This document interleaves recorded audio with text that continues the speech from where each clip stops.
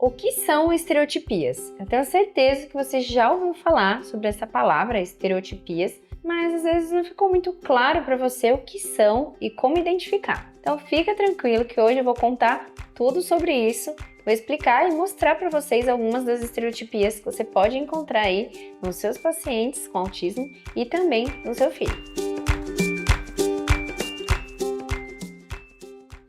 Olá pessoal, meu nome é Priscila Terumi, eu sou psicóloga, especialista e mestre em análise do comportamento e doutoranda em psicologia, e hoje eu vim falar sobre estereotipias. Estereotipias são muito famosas e têm se tornado cada vez mais comuns da gente falar sobre, porque são um dos padrões, um dos critérios, do autismo. Então, quando a gente vai pegar o DSM, que é um manual de transtornos mentais, a gente tem descritos lá dentro dos critérios diagnósticos do autismo, dois critérios importantes para a gente conseguir fechar o diagnóstico. Um deles é a interação e a comunicação social, e o outro são padrões restritos e estereotipados. Daí que surgem as estereotipias. Esses padrões restritos e estereotipados, o que são essas estereotipias de fato? São padrões de responder respostas repetitivas que esse aluno tem, que não necessariamente tem uma funcionalidade naquilo, né? Então ele não está fazendo aquele movimento para obter alguma coisa ali no meio dele, para pegar um copo, por exemplo, ou para coçar o cabelo,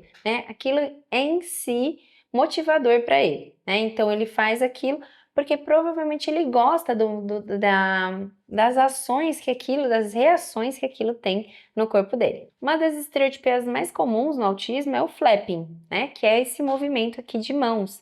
E às vezes esse movimento de mãos, ele é até feito aqui na região dos olhos, porque muitos dos alunos, né, e das pacientes com autismo, eles gostam de ver o movimento das mãos perto dos olhos dele, ou para uma estimulação no visual mesmo, né, nos próprios olhos, ou então por causa da movimentação na própria mão, né, na sensação que esse movimento traz para os dedos dele. A gente sabe que no autismo a gente tem uma condição comórbida que é muito frequente, que são os transtornos sensoriais, né? Então são alunos que ou são hiporreativos, ou seja, respondem pouco às estimulações do ambiente, ou são hiperreativos, respondem muito à estimulação do ambiente.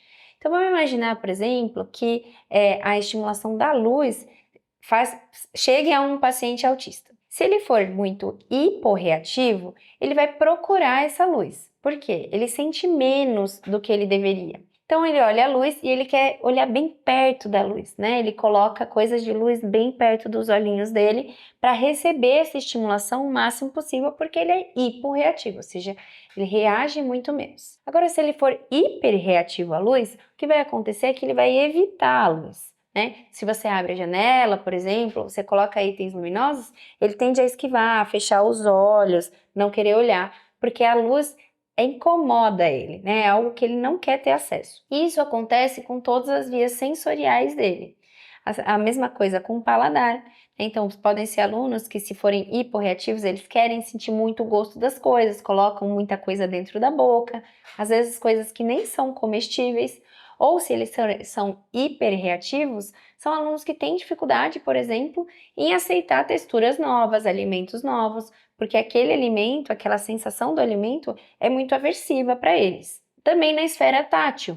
Então, alunos que, por exemplo, são muito hiperreativos ao componente tátil, são alunos que não aceitam, por exemplo, que você toque neles, que você aperte, eles abrace, né? Eles esquivam de contato social, porque essa estimulação na pele deles é percebida como algo aversivo, é ruim, né? Quando alguém se aproxima de mim é muito ruim, porque eu sinto demais aquela estimulação. E se ele for um aluno hiporreativo da parte tátil, ele vai querer, pelo contrário, tocar em tudo. Às vezes ele tem baixa percepção, né, do próprio corpo, às vezes aquele aluno que esbarra em algum lugar e parece não sentir dor, né, ou não se demonstra incômodo em ficar tocando, ou às vezes ele busca mesmo esse contato, né, quer ficar passando a mão em muita textura, é aquele aluno que gosta de manipular água, geleca, slime, que busca essa exploração sensorial muito e muito mais do que um aluno neurotípico, por exemplo, né? Então, a grande raiz das estereotipias está um tanto nessa questão da percepção sensorial desses alunos. Ou seja, eles recorrem à estereotipia porque muitas vezes eles buscam essa estimulação, né, que o movimento traz para eles. E tem várias estereotipias, né? Tem alguns que tem esses do dedinho, tem que ficar fazendo assim com o dedinho. Tem alguns que gostam de mexer em cabelo, ficam puxando e mexendo em cabelo. E um ponto importante é que todos nós temos estereotipias, não são só alunos com autismo, né? A gente tem as estereotipias às vezes, são comportamentos Eu, por exemplo, tenho roer a unha, fico roendo a unha, e isso é algo que me autorregula também. A diferença do autismo para uma pessoa neurotípica é que muitas vezes o aluno autista traz a estereotipia como uma barreira para o aprendizado, ou seja, ele fica tanto naquela estereotipia que isso faz com que ele se desregule. Ele não aprende, ele não atenta em sala de aula, ele não se interessa por outros itens, ele só fica preso naquela estereotipia 24 horas por dia e de maneira ininterrupta. E isso atrapalha o desenvolvimento dele. Então, nós, profissionais que trabalhamos com alunos autistas, nós vamos trabalhar as estereotipias à medida em que elas trouxerem dificuldades para o desenvolvimento deles. Então, se é uma estereotipia que está de fato concorrendo com o aprendizado, ou seja, ele não consegue aprender porque ele está estereotipando muito, aí de fato a gente vai tentar ajudar ele, né? Vai tentar minimizar aquela estereotipia e utilizar alguns componentes da análise do comportamento para fazer com que ele atente mais às instruções ou motive ele em outros itens, outras atividades que vão concorrer com essa estereotipia, tá?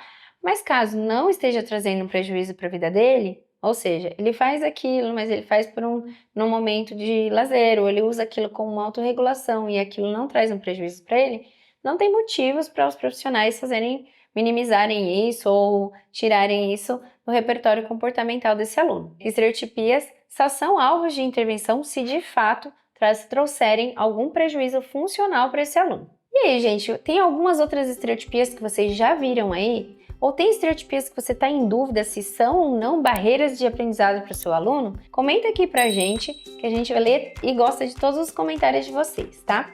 Não esqueçam também que toda terça-feira, às 7 horas, tem vídeo novo aqui no canal Aba Acessível. Espero vocês terça que vem. Tchau!